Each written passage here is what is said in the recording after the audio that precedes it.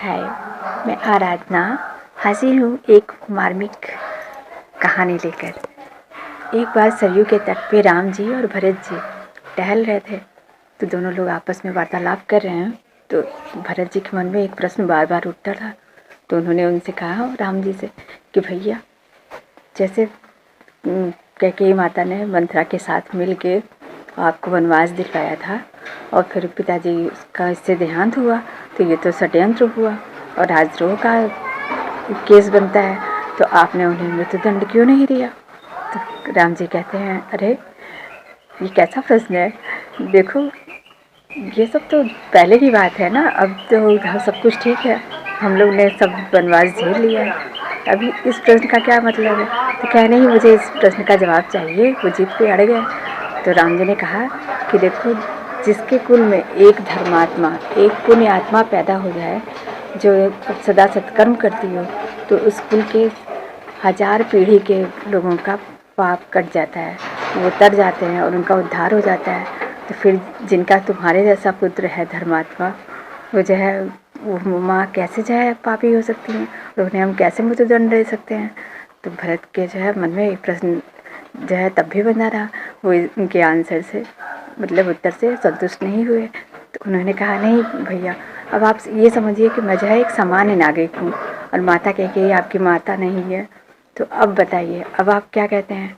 वो उन्हें मृत्युदंड मिलना चाहिए कि नहीं मिलना चाहिए? अब जो है मोह में बढ़ के जो है मत कहिए। तो राम जी ने फिर सोचा, फिर कहा कि देखो, हमने लगता है कि जो है ये जो वनवास हुआ है, ये वनवास में विधाता का ही कुछ कारण था, कुछ अच्छाइयाँ थी। अगर वो जो है वनवास नहीं मिलता तो वह संसार कैसे देख पाता कि भरत और लक्ष्मण जैसे भाई हैं हमारे, और उनके जो है उनके प्रेम को जो है संसार कैसे जान पाता, भाइयों के संबंध को कैसे जान पाता। इसलिए जो है ये वनवास होना जरूरी था और बहुत सारे राक्षसों का उद्धार भी तो इसी में हुआ। वनवास हमारे लिए तो अच्छा ही था, पूरे संसार के लिए अच्छा था। तो जो है हम इसे क्यों हम दंड के अधिकारी उन्हें मानेंगे?